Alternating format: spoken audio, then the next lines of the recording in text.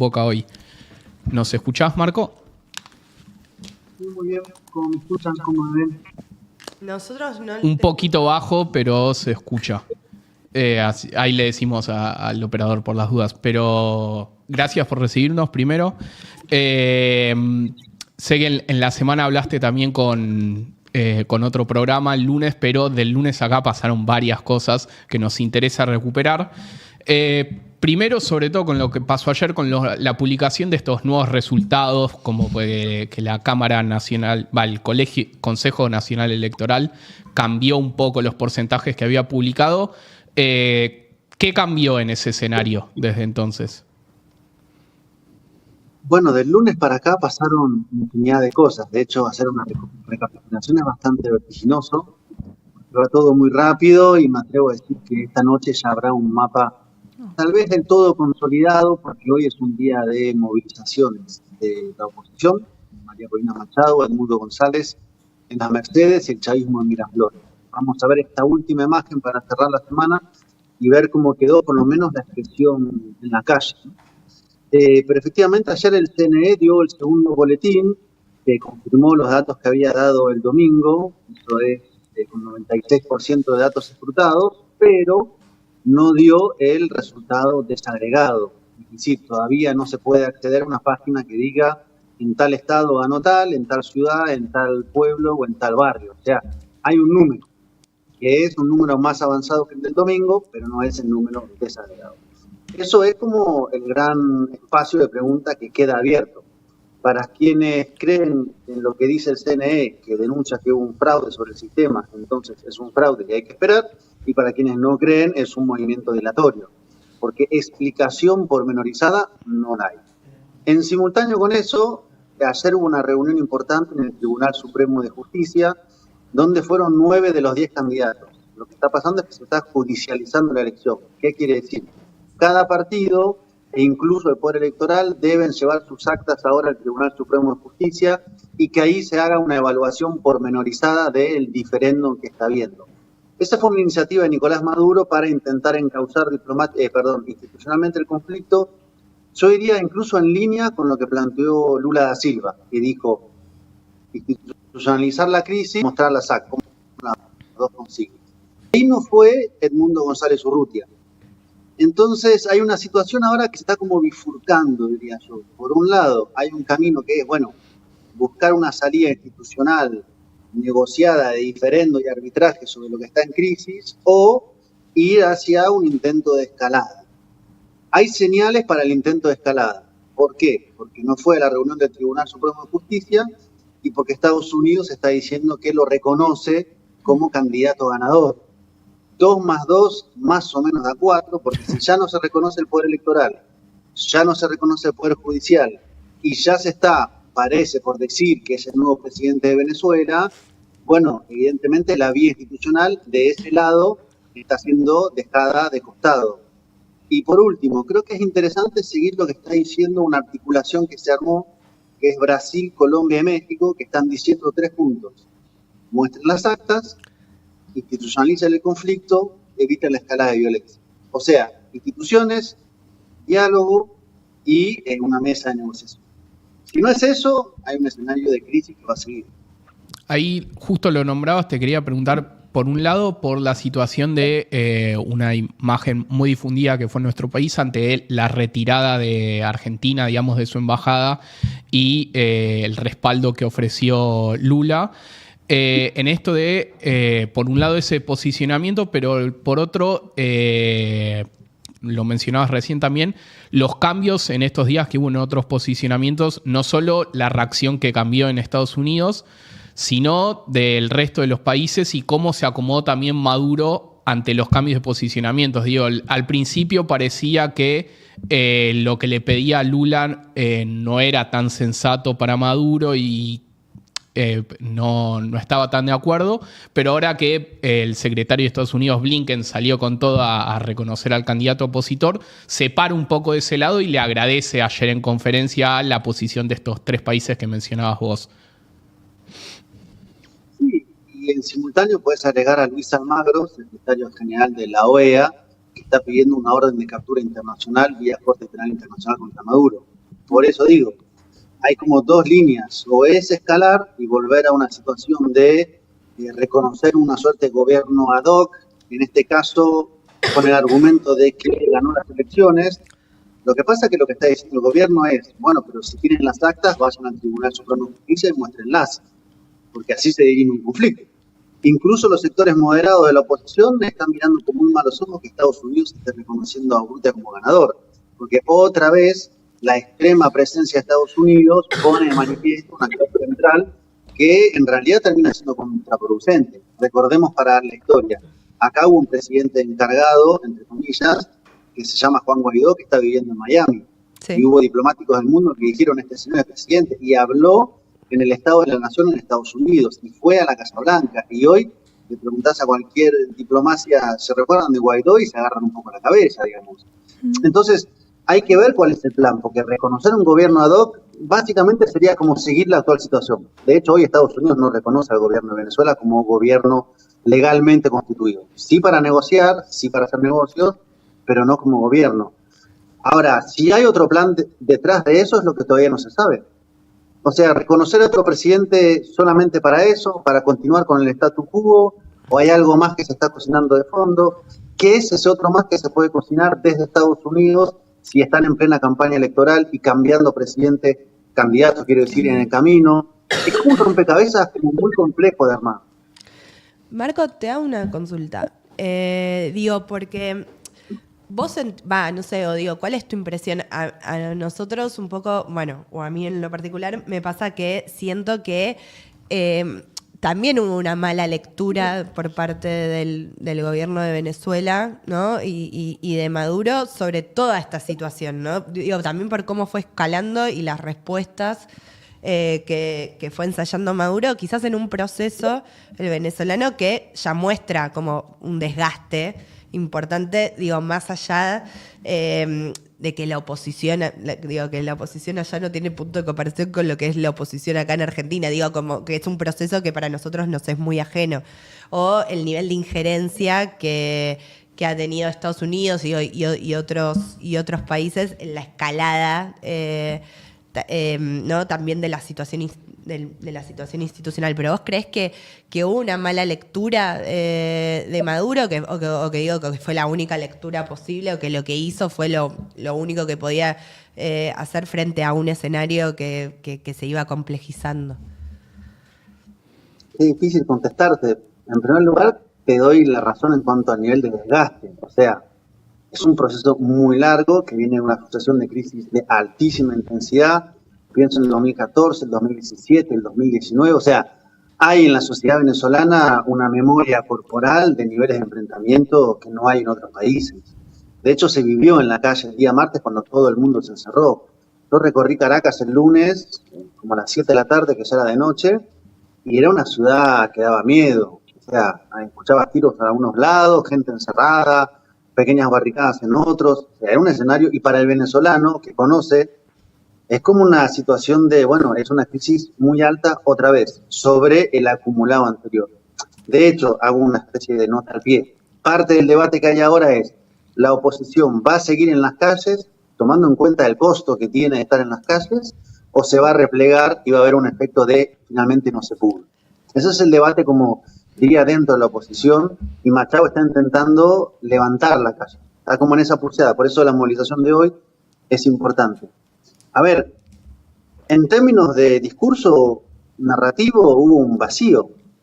No se explicó cuándo iban a estar las actas, no se explicó cuándo iban a estar los resultados desgranados, cuando en Venezuela sí, cuando se daba el resultado electoral, se decía, en una hora pueden entrar a la página web y ahí están los resultados desgranados.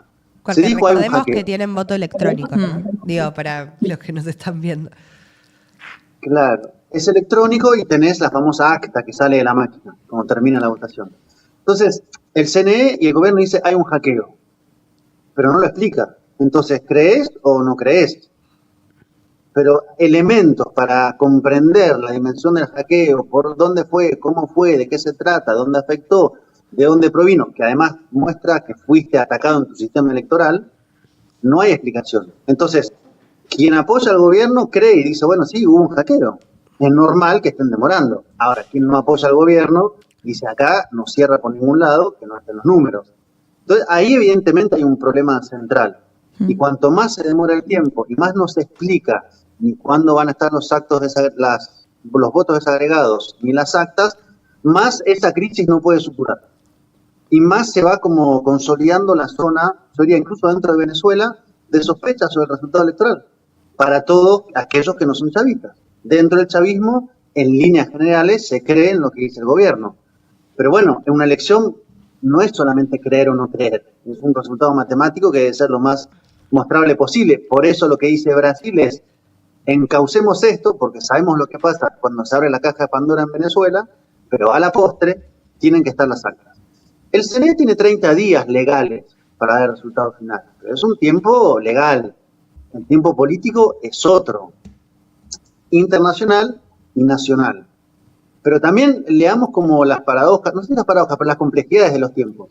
Si vos tenés una elección que después de 4 días no pudo transparentar todos los resultados, porque argumenta que hubo un hackeo, también que del lado de Estados Unidos ya se diga entonces el otro candidato es el que ganó las elecciones, bueno, no sé, demos un par de semanas para que se establezca todo, ¿no? Me parece un procedimiento un poco más dialogado. Estamos en esa situación. ¿Qué dice el gobierno? Acá no hay un debate sobre fraude o no fraude. Hay un intento de golpe de Estado. Están lanzando un montón de grupos organizados a las calles, que ya los hemos conocido en Venezuela. Pienso en lo que fue estos grupos, no sé si siguieron el golpe de Estado en Bolivia en el 19, las resistencias de Cochabamba, de Santa Cruz, ese dispositivo que están haciendo ataques sobre instituciones, centros del chavismo, sobre residencias chavistas, nos están viniendo encima, tenemos que salir a arrestar y contrarrestar eso. Ese es el discurso central. Hay que frenar el golpe. Lo demás lo vemos después. Lo que pasa es que gran parte de la sociedad, o una parte al menos, y desde afuera dicen, está bien, pero lo demás es el epicentro. Y mientras no se receso, no sabemos qué pasó. Entonces claro, no sé si Maduro es lo que pide que hacer, pero... Mientras no haya una respuesta institucional... sobre el acto electoral. Sobre el acto electoral, bueno, como que la situación de inestabilidad alrededor del golpe o no de Estado, como va a ir increyendo. Ahí yo tengo una consulta. Perdón, sí. No, solo yo te digo algo que probablemente vaya a suceder y te preguntaría entonces qué vas a pensar. Si el CNE sigue demorando los resultados, pero el Tribunal Supremo de Justicia dice los resultados son los que son, que es que ganó Maduro. Decís, está bien, lo dijo el Poder Judicial, le creo al resultado electoral, o no te cierra porque te falta el resultado del Consejo Nacional Electoral desagregado.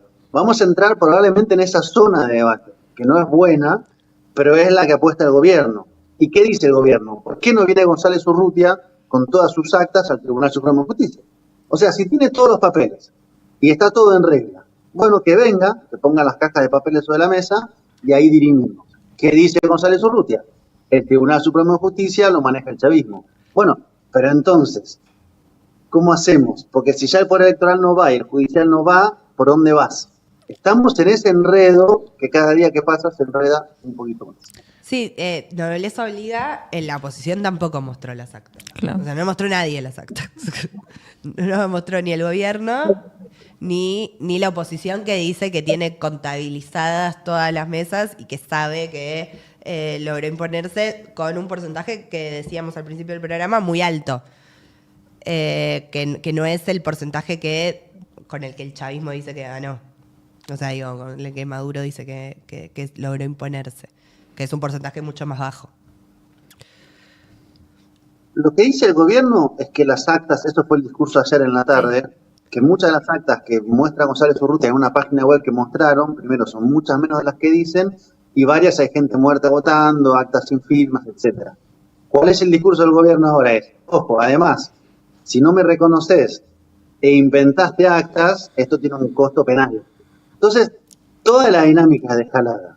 Yo no sé quién en un momento va a sentarse a hablar con el otro. Y nota al pie, la figura de Machado es la figura más intransigente del campo opositor que existe hoy en Venezuela.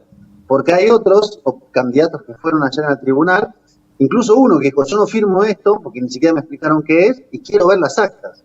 O sea, hay varios que están diciendo, todo bien, reconocemos que es por la vía institucional, pero muestren las actas. Por eso para mí, hasta que el Consejo Nacional Electoral no ponga eso, o explique, o dé un cronograma, vamos a seguir en esta zona que solo va a hacer crecer que mucha gente desconfíe. Ahí te pregunto puntualmente en referencia a esta posible escalada y la complejidad de la situación social.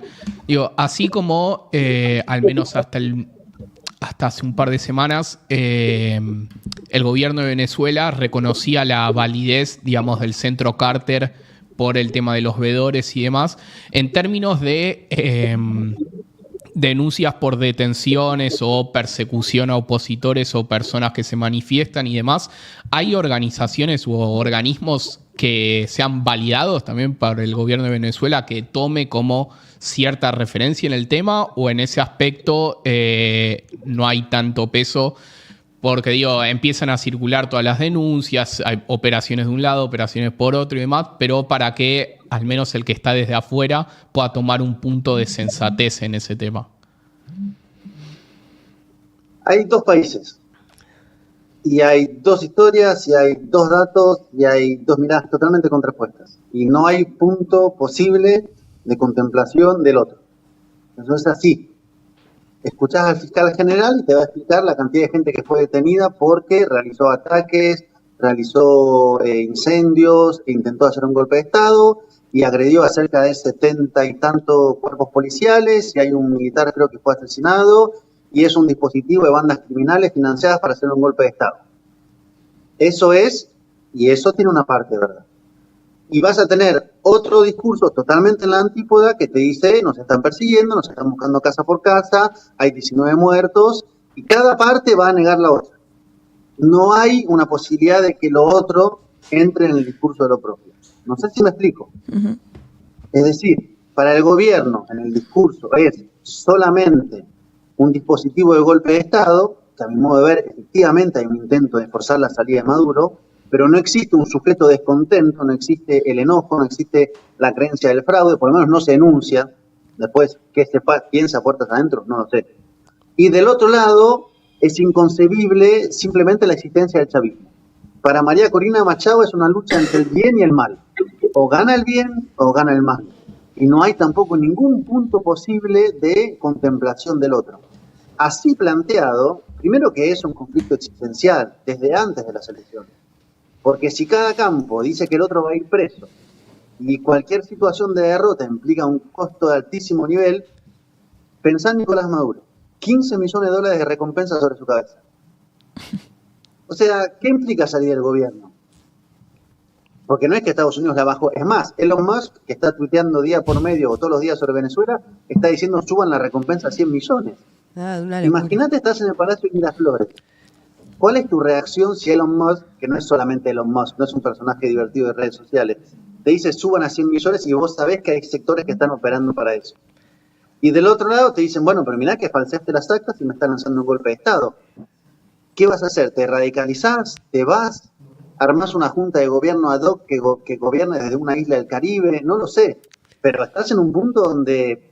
Por eso Brasil, México y Colombia, están diciendo, negociemos todas las partes. Pero si vos decís, es un fraude, me robaron, soy el presidente, ya no hay más diálogo posible tampoco. Ahí te quería preguntar algo, ¿no? Porque estábamos hablando del proceso de Venezuela y muchas veces se lo intenta como equiparar, ¿no? O comparar con otros, otros procesos que se dieron en América Latina, o en la región, o en América Central, sobre todo el cubano, ¿no? Como que generalmente se intenta... muchas veces equiparar, como equiparar ambas situaciones. Vos, ¿no? ¿Creés que hoy, en el escenario, en la coyuntura actual, tienen puntos de comparación real o podríamos encontrar quizás, no sé, porque a veces es muy difícil hablar de lo que está pasando en Venezuela, porque ni siquiera es comparable, no sé, a lo que pasó con Lula en Brasil, y que fue una oposición muy fuerte la de Bolsonaro y muy violenta en sus respuestas, pero digo, como que ni siquiera es una situación equiparable. ¿A vos te parece que con el proceso cubano hay algunos puntos de comparación que se podrían llegar a construir? ¿O en realidad, digo, son sociedades, son procesos bien diferentes que la verdad entraríamos en un berenjenal si los quisiéramos comparar o encontrar puntos en común? Para Estados Unidos sí, porque son las dos economías bloqueadas de la región y sobre ambas mantienen un cerco económico que la verdad es muy inviable, cuando no de todo inviable, que sea una economía que pueda efectivamente desarrollarse. La diferencia entre Cuba y Venezuela en esa línea es que Venezuela tiene mucho que ofrecer para negociar en cuanto a recursos naturales. Tiene petróleo, tiene gas, tiene oro, tiene coltán, tiene minerales raros. O sea, tiene una mesa de oferta y Estados Unidos necesita parte de eso. De hecho, hay un debate ahora que es sobre si todo esto se aplaca, ¿qué pasa con la situación económica? Uno de los opositores, Leopoldo López, dice que caiga una lluvia de sanciones sobre Venezuela. Y lo que se está haciendo estos últimos años es justamente restablecer canales comerciales con empresas que quieren hacer negocios, porque en el fondo, como dijo un político, la política es economía concentrada. Ahora, desde Estados Unidos son los enemigos, digamos, es el eje del mal latinoamericano. En términos de procesos, sí, pero no, y de hecho la cuestión electoral siempre fue muy diferencial en Venezuela. Y creo que justamente la propuesta era, el discurso fue, somos los que más elecciones hacemos. O sea, la legitimidad de ejercicio se articulaba con la legitimidad de las urnas permanentemente. Eso es lo que ahora está entrando en zona de crisis, en este momento. Me parece que ahí es la bisagra. Y si me preguntás en términos de oposiciones, por eso yo traía lo del golpe de Estado en Bolivia. Porque lo que pasó ahí, que era un proceso que puertas afuera estaba mucho menos desgastado, ese dispositivo de golpe de desconozco el resultado, ataco sedes del Consejo Nacional Electoral, se empieza a movilizar la gente, hay grupos armados que empiezan a operar, recordarán las imágenes de casas militantes del MAS atacadas, es una ingeniería bastante parecida. Ahí yo creo que hay punto de comparación.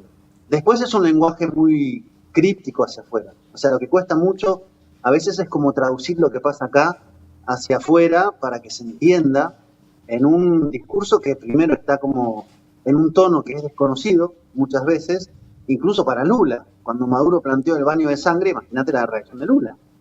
Porque Lula dice, pero ¿cómo vas a hablar de baño de sangre? Maduro dice, no, yo hablo de baño de sangre si la derecha fuera gobierno. Pero ya la propia enunciación, ya la sola frase en sí, amén de en qué momento la pongas de la vida política por venir, hacia afuera es como, bueno, pero ¿acá qué está pasando? Ahí yo, al menos la última consulta por mi parte, si bien queda lejano, un poco lo mencionabas al principio, en relación a la postura estadounidense, mucho se habla de el rol que tuvo Trump en su momento y si hoy no, o a fin de año volvería a retornar el poder, pero también se puso en duda no solo por la posición que estuvo tomando ahora Biden, sino los vínculos o la posición que podría tomar Trump en relación a Venezuela como país si se sostuviera Maduro en el poder. ¿Vos pensás que hay un camino ahí o que Trump viene de vuelta a repetir su posición en el momento y profundizar esto de reconocimiento opositor y un gobierno en paralelo, digamos? Trump fue el de la política de la máxima presión, que es una estrategia política de Estados Unidos. Fue el que planteó todas las opciones que están sobre la mesa. Fue el que tuiteó diciendo que Juan Guaidó era presidente. Eso fue lo que pasó con Trump. Hay que ver que Trump vuelve y hay que ver cuánto predomina la política, el choque político por sobre la economía y los negocios petroleros. Parece que ahí está como la clave. De hecho, creo que la apuesta del gobierno es: está todo bien, podemos tener toda una serie de diferencias diplomáticas, políticas, pero desacoplar la economía de la política. Entonces, si Trump, que además está fuertemente ligado al campo petrolero en Estados Unidos, prioriza eso, porque ya está en proceso de avance desde los últimos meses, hay un escenario. Si vuelve un Trump que otra vez apela a personajes como Marco Rubio, que son una suerte de talibanes del anticomunismo mayamero, bueno, es difícil algún tipo de diálogo. Bueno, Marco, la verdad, muchísimas gracias. Nos lograste desentrañar algunas cosas y probablemente te sigamos molestando porque entendemos que esto va a dar para largo, ¿no? Vamos a seguir debatiendo esto bastante tiempo después y bueno, y vamos a estar siguiendo, además de los Juegos Olímpicos, todas las noticias alrededor de Venezuela que esta semana han sido muchas. Así que muchísimas gracias. A ustedes, que tengan un buen sábado. Igualmente.